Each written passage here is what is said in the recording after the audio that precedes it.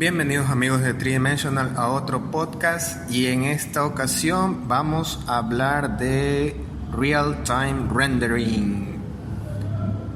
Aquí va la intro, pero todavía no tengo intro. Creo que ese va a ser mi intro. No tengo intro.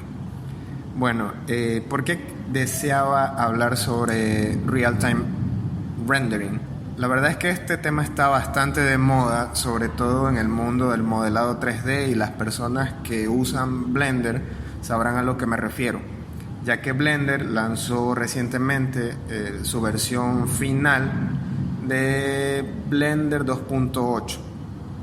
Esta versión, ¿qué es lo que tiene de nuevo? Entre otras cosas, un rediseño de la interfaz total, mucho más amistoso, más fácil de entender, y además tiene un nuevo motor de render interno. Lo que se utilizaba antes era algo llamado Blender Internal y se encargaba de mostrar los objetos en el viewport, pero ahora lo que tenemos es un motor llamado Eevee. Sí, Eevee, como el Pokémon Eevee, y justamente el nombre viene de un Pokémon, porque el desarrollador que decidió o propuso implementar esta mejora dentro de Blender tenía un Eevee de peluche sobre su escritorio y fue lo primero que se le ocurrió, y así decidió que se iba a llamar. Así que el nuevo motor de render se llama Eevee. ¿Y qué tiene de especial este motor de render? Bueno, es un motor en tiempo real. ¿Qué quiere decir? Que los cálculos se están realizando constantemente como si fuera un videojuego dentro del viewport. Entonces este viewport puede mostrar efectos como reflejos, sombras en tiempo real, brillos, bloom, que más ambient occlusion y todo ese tipo de cosas que normalmente se ven en videojuegos. Y no es el único motor de render que tiene Blender, porque aparte de tener a Eevee, tiene el ya conocido motor Cycles. Cycles, por otro lado, no es un motor en tiempo real, es un motor de Ray Tracing. Y esto quiere decir que en este caso la iluminación no se calcula en base a trucos como en Real Time Rendering. Bueno, ya les explicaré más o menos de qué se tratan estos trucos. Pero en el caso de Cycles, lo que se hace es emular o simular la trayectoria de la luz y todos los rebotes que da en una escena. Esto nos permite tener cosas como iluminación global, podemos tener reflejos en tiempo, no en tiempo real, pero son reflejos realistas, y muchas otras cosas más que ahorita no puedo recordar. ¿Y cómo saber cuál es el que tengo que usar? ¿O qué es lo que tiene de especial el uno sobre el otro? Bueno, el Real Time Rendering de Eevee o de cualquier otro motor de juegos como Unity o como un Real Engine 4, lo que te da es rapidez a la hora de producir la imagen final. Como son motores que se procesan en tiempo real, como dice el nombre, la cantidad de cuadros por segundo que tiene que producir estos motores es muy superior. Por ejemplo, en el caso de los videojuegos, al menos un juego debe estar a 30 cuadros por segundo para ser jugable. Tiene que el procesador modificar 30 veces por segundo la escena, tiene que calcularla 30 veces por segundo como mínimo. Pero en computadoras más capaces o en consolas de última generación puede llegar a 60, y en en computadoras de alta gama puedes tener 120 cuadros por segundo, si es que tienes el monitor apropiado para poderlo ver también. Entonces, estos motores en tiempo real están basados en trucos. ¿En qué me refiero con trucos? Por ejemplo, un reflejo en la vida cotidiana consiste en que los rayos de luces rebotan en la superficie reflejante y llegan a tus ojos. Así, todos los rayos de luces que, por ejemplo, llegan de una montaña, de los árboles, golpean la superficie reflejante del agua y llegan hasta tus ojos. Eso es Ray Tracing. Bueno, un motor en tiempo real no puede darse el lujo de calcular eso 30 veces por segundo. Entonces lo que hacen es simular un reflejo. En este caso, en el caso de los reflejos, lo que se hace es Screen Space Reflection, que quiere decir que se toman porciones de la pantalla. Digamos que en el caso del agua, el motor de render toma la mitad superior de la pantalla y lo utiliza como una referencia para colocar esos mismos píxeles sobre el reflejo del agua. Entonces, esto quiere decir que mientras un objeto esté presente en la pantalla, va a ser tomado en cuenta en el reflejo, porque en realidad lo que se está tomando es la parte superior de la imagen final del render para generar un reflejo.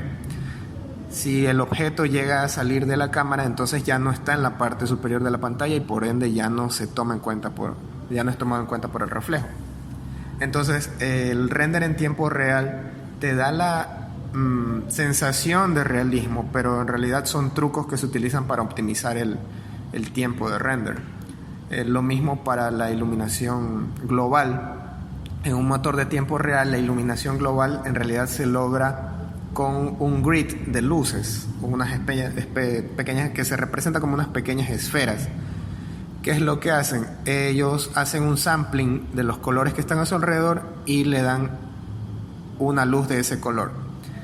De esa manera, cuando ya el render se ejecuta la imagen, estas imágenes simulan rebotes de luz. Quiere decir que si yo tengo una pared roja y un piso blanco, si yo tengo este grid o estos probes que se llaman, estos probes van a detectar esos colores de alrededor, van a producir luz y la van a emitir sobre el piso blanco. De esta manera se verán reflejos rojizos sobre el piso blanco. Pero son técnicas, son trucos que se utilizan para emular esos resultados finales. Un motor de ray tracing como Cycles lo que hace realmente es calcular todos esos rebotes, ese viaje que hace la luz a través de una escena. Y tú puedes hacerlo lo más realista posible. Tú puedes decirle que solo calcule 2 rebotes de luz, puedes decir que calcule 2, 3, 4, 5, 6, X cantidad de rebotes de luz que obviamente van a afectar el tiempo de render, pero van a dar resultados mucho más realistas. Vas a tener reflejos de objetos que incluso que no están en la pantalla, vas a obtener cálculos más precisos de la sombra, porque los rayos sabes exactamente a dónde van. Aparte de los reflejos, la sombra, la iluminación global, quiere decir que el color de todos los objetos afecta a todos los que están a su alrededor. De esa manera se logra un aspecto más realista. Ahora bien, ¿por qué es tan importante tener un motor de tiempo real en Blender, por ejemplo? Sí, podría haber trabajado como estaba el Blender anterior, simplemente viendo mis objetos en colorcitos y nada más, y luego dando clic a render para ver el resultado final. Pero esto era una pérdida de tiempo. Si ustedes ya tienen activado Eevee dentro de Blender, ustedes pueden ver al mismo tiempo que están modelando, pueden ver los resultados que van teniendo sus cambios dentro de la escena, ya sea que estén modelando, estén haciendo cambios en los materiales o cualquier otro elemento dentro de la escena. Ustedes lo pueden ver instantáneamente y saben cómo va a quedar. Aparte, si estoy trabajando en una animación y estoy trabajando con Eevee, los tiempos de render de la imagen final van a ser bestiales. Si ustedes en Cycles hacen un render de una imagen, qué sé yo, en 2 minutos, esa misma imagen en Eevee puede estar en 5 segundos o menos, dependiendo de la tarjeta de video que ustedes tengan. Y esto es muy útil cuando se trata de trabajar en proyectos que necesitan tener cambios constantes y necesitas ver resultados y todo eso. Y lo mejor de todo es que en el caso de Blender yo puedo tener esos resultados, esas configuraciones, mis materiales, mis luces, trabajando en Eevee y cambiarme en cualquier momento a Cycles y tener un resultado mucho más realista. Con Eevee yo me doy una idea de qué es lo que voy a obtener, pero ya cuando estoy con Cycles voy a obtener un un resultado mucho más pulido, que es una manera de trabajar, que es lo que personalmente hago yo. Cuando estoy trabajando en algún background de algún juego o alguna imagen que tenga que producir, por lo general estoy trabajando en Eevee, voy viendo las sombras, viendo las luces, la intensidad, cómo se manejan los reflejos y todo eso. Y ya cuando estoy convencido de que está bien la escena, cambio el motor a Cycles, doy render y siempre es una grata sorpresa el resultado, que es mucho mejor al de Cycles, al de Eevee. Pero son maneras de trabajar. Pero Eevee también podría ser tu motor de render final y simplemente mandas imágenes en Eevee que se generan mucho más rápido y tienen una calidad muy aceptable y con unos tiempos de render muy superiores. Entonces, ¿dónde se presenta la oportunidad realmente para este tipo de tecnologías? Bueno, que no son nuevas, pero que ya se están poniendo más al alcance de todos. Digamos que si tú produces una serie web o una serie para televisión, qué sé yo, siempre es una dificultad tener en cuenta el tiempo de render además del tiempo de producción. Eso quiere decir que tú tienes que tener una animación lista para tal día y aparte tienes que tomar en cuenta la cantidad de horas que va a tomar hacer el render final. Pero ¿qué pasa si tú estás trabajando en un entorno de renderización en tiempo real? Ya no tendrías que tomar en cuenta horas para hacer un render, sino que ya no, 48 horas de render para una escena, sino, 1 o 2 horas, lo que es un cambio brutal. Y este cambio no solo aplica a Blender 2.8, porque motores como Unity y Unreal Engine 4 ya tienen todas las herramientas que necesitas para armar escenas y secuencias con cortes de cámara y cambios de escena dentro del motor mismo. De hecho, he sabido que Unreal Engine ya está siendo utilizado para producir series infantiles, que son totalmente renderizadas en tiempo real, y desde Unreal Engine produces un archivo de video. Yo lo he hecho y salen muy pesados, pero la verdad es que sí salen muy rápido. Yo hice una animación me parece que de 10 segundos, me hice una rotación de cámara y para probar mandé a crear el video a partir de esa animación, y me dio un archivo AVI como de 2 o 3 gigabytes por un par de segundos, pero se generó súper rápido, y una vez que estás ahí, bueno, puedes mandar a codificar ese archivo y convertirlo en MP4 y no pesaría nada. Toma un poquito de tiempo, pero en realidad es mucho menos que mandar a hacer un render de 2 días, 3 días. Entonces la oportunidad está ahí. Si tú te quieres plantear hacer una animación, un corto animado o un brief para una serie, podrías tomar en cuenta que si estás trabajando con las capacidades gráficas de Unreal o de Unity o las de Blender, trabajar tu pipeline en tiempo real y reducir tus tiempos de render drásticamente. ¿Qué podemos hacer también con esto? Bueno, si ustedes han usado Sketchfab, podrán saber que ya pueden usar animación y sonido dentro de estas escenas de Sketchfab. Sketchfab, para quienes no lo saben, es una plataforma para subir modelos 3D y poder visualizarlos en un navegador. Entonces las personas pueden subir su archivo, volver a configurar los materiales, arreglar las luces, la escena, y que cualquier persona con un navegador pueda ver esa escena 3D. Ellos tienen un experimento donde se hace un cuento no tan interactivo, pero un cuento al final, donde está toda una animación y tú puedes controlar la cámara e ir viendo qué es lo que está pasando el cuento. A mí en lo personal no me pareció práctico, pero sí me pareció interesante porque se podría hacer otras cosas.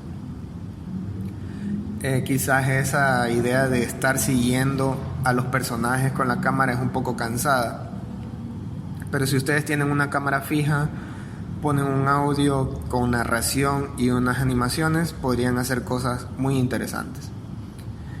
Y bueno, obviamente para los juegos eso siempre ha funcionado, lo del el rendering en tiempo real, y ahora juegos más impresionantes con la tecnología de Ray Tracing en tiempo real de las tarjetas de Nvidia, las RTX,